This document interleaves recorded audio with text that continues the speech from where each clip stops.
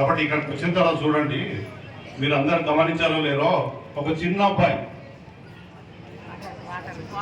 TV Srinivas గారు రాగానే ఆయన్ని ఆశీర్వదించిండు. చూడు, ఆ అబ్బాయి నిరంతరం నీళ్లు మోస్తూనే ఉన్నాడు. అది టీవీ శ్రీనివాస్ గారు గమనించి అతనికి ఆశీర్వాదం ఇచ్చిండు. అది పిల్లలలో పుట్టుకలనే వస్తుంది. కాబట్టి అది ప్రతిదీ మనం గమనించాలి. ఇక్కడికి వచ్చిన ఎందుకు ముచ్చట్లు పెట్టడానికి కాదు. స్వామీజులు ప్రయాసపడి, శంకర స్వామి గారు చెప్పారు ఏమనంటే, వాళ్ళు ఎంతో కష్టపడి, వాళ్ళు ఎంతో జ్ఞానం సంపాదించి, వినండి ఆయన అంటే మనము వినడానికి కూడా చెవులుండి కూడా మనం చేయలేకపోతున్నాము, కన్నుండి కనలేకపోతున్నాము. మనకి ఈరోజు అయోధ్య రామ మందిరం నిర్మాణం చేయడానికి మహాత్ముడు కన్ను లేని అతను మనకి ఈరోజు ఆ రామాలయం ఏర్పాటుకు ఒక సమిధిలాగా పనిచేశాడు. సుప్రీంకోర్టులో కేసు నడుస్తున్నప్పుడు మన తరపు నుంచి కొట్లాడే ఫ్రీడమ్గా చాలా టైం లేదు కాబట్టి నేను స్టార్ట్ చేస్తాను. పేరుతో సార్ చెప్పలేను, సమయం నుంచి చెప్తా. మన వకీల్ని ఇతర వకీళ్ళు అంటే అతను పక్కన నుండి వాదించే వాళ్ళు ఉక్కిరి బిక్కిరి చేశారు, పరాశరణ గారు. కానీ ఆయనకు వకీళ్ళు బాగా తెలుసు, కానీ ఆధ్యాత్మికము ఈ గ్రంథాలు తెలియదు. కాబట్టి ఆ సమయంలో ఉక్కిరి బిక్కిరి అవుతూ ఉన్నారు. అందరికి అర్థమవుతుందా? అర్థం కాకపోతే నేను ఇంకా మెల్లగా చెప్తాను. కాబట్టి ఆ ఉక్కిరి బిక్కు సమయంలో అక్కడ ఇక్కడ బిక్కు అంటున్న వాళ్ళు వేసే క్వశ్చన్లకు సుప్రీంకోర్టులో ఇది నిత్యమైంది, నేను కావాలంటే రికార్డ్ చేసి చూపిస్తాను మీకు. కాబట్టి ఆ సమయంలో మా మహాత్ముడు భగవంతుడు అప్పుడప్పుడు ఉద్ధరిస్తాడన్నట్టు పుడతాడన్నట్టుగా ఒక గుడ్డి అతను చూస్తాడు, ముఖం చూస్తాడు. చూడగానే ఆయన అంటాడు లేచి, నేను చెప్తా అని అనగానే ఏం చెప్తావని అడిగిండు. మీ నీకు సరిపోయే సమాధానము వేదాలలో రాసిందే చెప్తాను అంటాడు. అప్పుడు జడ్జి గారు అంటారు, ఈయనవరబ్బా, ఈయనకు గుడ్డి అతను. ఆ పక్కకున్న మనకు అడ్డంగా వాదించే వాళ్ళు కూడా ఏమంటారంటే, అరే వాళ్ళు కూడా కొంచెం ఇబ్బందిలో పడిపోతారు. కాబట్టి తను కూడా చెప్తానంటాడు. చెప్పినప్పుడు ఏమంటారు అంటే, మరి మీరు ఎట్లా చెప్పగలుగుతారంటే, నేను వేదాలు ఉన్నదే వేదాలలో రాసిందే నేను చెప్తాను, కానీ మీరు సమాధానం అయితే తీసుకోండి అని అంటారు. అప్పుడు వాళ్ళు ఏం చేస్తారంటే ఆయనకు టైం ఇస్తారు. ఎందుకంటే వేదాలలో ఎన్ని భాషలు అని చెప్తామని అడుగుతాడు. 22 భాషలు అంటాడు. ఎన్ని భాషలు? అర్థమైన వాళ్ళు 22 అనేది, అర్థం కాని వాళ్ళు తలకా ఉంచుకోండి, నాకు అర్థమైపోతుంది.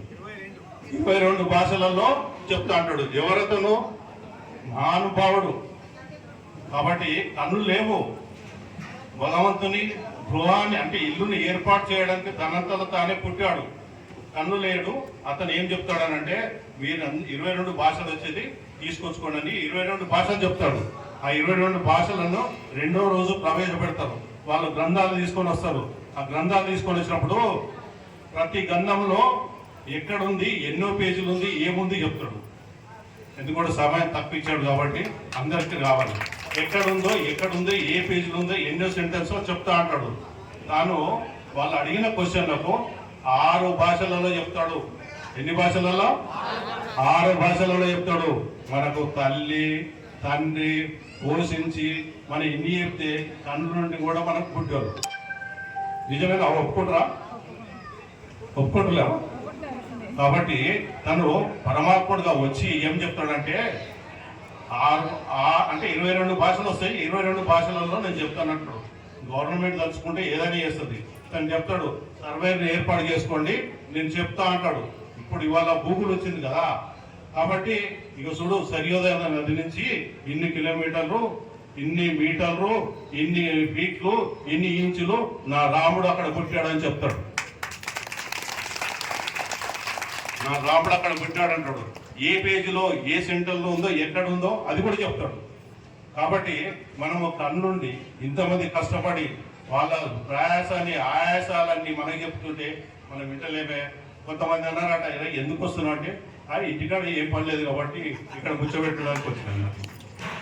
దానికి మనం వచ్చేది ఎందుకు వస్తున్నామా? తల్లి కన్నప్పుడు తన ప్రాణాన్ని అడ్డు పెట్టి మన ప్రాణాన్ని ఇస్తుంది. కడుపులో ఉన్నప్పుడు స్వామి చెప్పాడు చూడండి, ఇంకా నేను కింద పడంగానే ఇంకా నేను నా జన్మ వద్దని చెప్పుకుంటా అంటాడు. కాబట్టి ఇక్కడికి వచ్చిన తర్వాత అన్ని మర్చిపోతుంది. కాబట్టి ప్రతి ఒక్కరూ ఒక్కసారి తల్లి గర్భంలో పుడితే మళ్ళీ రెండోసారి పుట్టద్దు మనిషిగా. కాబట్టి భగవంతుడు మనిషిని ఎందుకు ఏర్పాటు చేసుకున్నాడు? అరే నాయన నేను ఒకటే చూసుకోరా నాయన, చూసుకోవడానికి ఇది ఒక అర్థము. మనం ధ్యానం చేసినప్పుడు, కరెక్ట్గా ఉన్నప్పుడు, నిష్ఠగా ఉన్నప్పుడు మనం చూసుకుంటాం. కాబట్టి మనలో భగవంతుడు ఉన్నదని తెలుసుకోవాలి. విద్యాన్ని దుగ్ధానంద స్వామి అని ఎందుకు పెట్టాడు? అది చక్కటి పేరు పెట్టాడు. దాని పేర్లోనే ఉండదు ఇవన్నీ సమస్యలు. కాబట్టి మనము ఇక్కడికి వచ్చినప్పుడు సమయము వృధా చేయకుండా, తల్లి జన్మనిచ్చింది, తల్లి కష్టపడిండు, ప్రయాసపడి మనం పెంచారు. కాబట్టి దీన్ని వృధా చేయకుండా కాపాడుకోవడానికి మన శాయశక్తుల మనము ప్రయత్నం చేసుకొని ఎవరికి వాళ్ళము దండించాలి. ఒక చిన్న విషయం చెప్తాను. ఏమనంటే, మొన్న మా అధ్యక్షుల వారు స్వామీజీలు శివన్న మధురలో ఒక మంచి ప్రోగ్రాం చేసినారు. అది చక్కటి ప్రోగ్రాం. నిజంగా చెప్పాలంటే ఆ చక్కటి ప్రోగ్రాంకు నిదర్శనం ఏంటంటే, అక్కడ ఒక శపథం చేశారు. 7 రోజులు మేము ఇక్కడ ప్రోగ్రాం చేస్తున్నాము, ఈ ప్రోగ్రాం సక్సెస్ అన్నట్టు ఏం చేయాలన్నాడంటే, దీనికి అటో మోడీకి బిటో అన్నాడు శివన్న.